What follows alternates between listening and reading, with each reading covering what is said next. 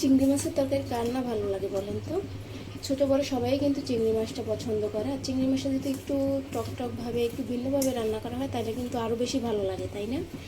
তো আসসালামু আলাইকুম, সবাই কেমন আছেন? আলহামদুলিল্লাহ আমরা সবাই খুবই ভালো আছি। আজকে আপনাদের সাথে আমি শেয়ার করব চিংড়ি মাছ দিয়ে টমেটোর ঝোল কীভাবে আমি রান্না করে থাকি বাসায়, সেটি আজকে আপনাদের সাথে শেয়ার করতে চলেন। আমার ভিডিওটা আপনারা শুরু থেকে শেষ পর্যন্ত দেখবেন। তো যারা ফেসবুক থেকে দেখতেছেন তারা অবশ্যই লাইক করবেন, কমেন্ট করবেন, শেয়ার করে দেবেন, ফলো দিয়ে পাশে থাকবেন। যারা ইউটিউব থেকে দেখতেছেন তারা অবশ্যই লাইক করবেন, সাবস্ক্রাইব করে বেল আইকনটি বাজিয়ে দেবেন যাতে করে আমার পরবর্তী ভিডিওটা আপনাদের কাছে পৌঁছে। তো এবার আমি চিংড়ি মাছটা ভেজে নেবো। তেলটা গরম হয়ে গেছে, এগুলো তো হলুদ মরিচ লবণ দিয়ে চিংড়ি মাছটা আমি ভেজে নেবো ভালোভাবে লাল করে। চিংড়ি মাছটা কিন্তু ভাজা হয়ে গেছে, এরকম করে আমি ভেজে নেবো। বেশি লাল করা যাবে না, তাহলে কিন্তু চিংড়ি মাছটা রাবারের মতন হয়ে যাবে। এর জন্য এরকম করে ভেজে নিতে হবে চিংড়ি মাছটা। এবার আমি নামিয়ে নেব। এই চিংড়ি মাছের তরকারিটা খেতে খেতে খুবই ভালো লাগে। যদি টক টমেটো দিয়ে করা হয় তাহলে কিন্তু বেশি ভালো লাগে। তো এটা আমি অল্প একটু রান্না করবো, কারণ সেটা আমার হাজবেন্ডের জন্য, এর জন্য অল্প করে এনেছি। আপনারা বাড়িয়ে নিতে পারেন। এবার আমি পেঁয়াজটা লাল লাল করে ভেজে নেব।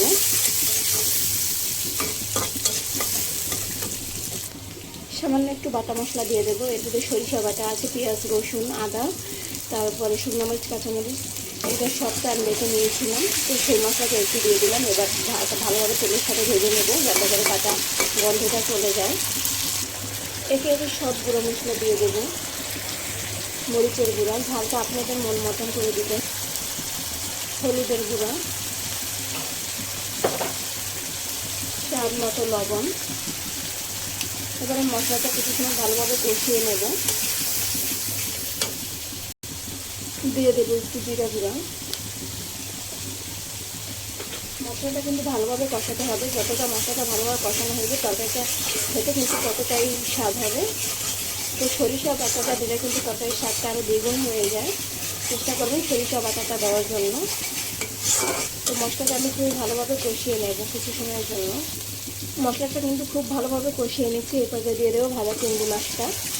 এবার চিংড়ি মাছটা কিছু সময় কষিয়ে নেবো মশলার সাথে। এতে করে কিন্তু চিংড়ি মাছটা খেতে খুবই ভালো লাগবে। এতে টমেটো কষিয়ে দিতে পারতেন, তো অতটা ভালো লাগছে না। এই চিংড়ি মাছটা কষিয়ে নেবো কিছু সময়ের জন্য।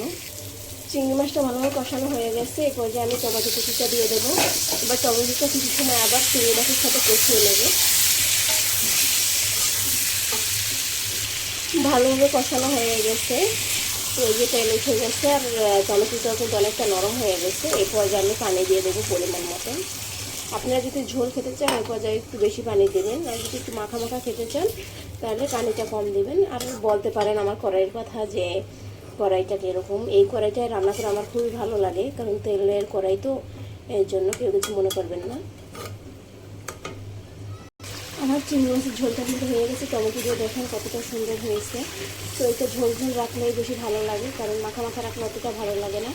তো আপনারা এইভাবে একটু ট্রাই করে দেখেন। ছোটো বড়ো সবাই কিন্তু খুবই পছন্দ করবে। তো মাছটা আমি এবার নামিয়ে নেব। এটা কিন্তু বন্ধ করলে অনেকটাই ঘন হয়ে যাবে, এই জন্য। তো আজকে এই পর্যন্ত, সবাই ভালো থাকবেন, আমাদের জন্য দোয়া করবেন। আল্লাহ হাফেজ।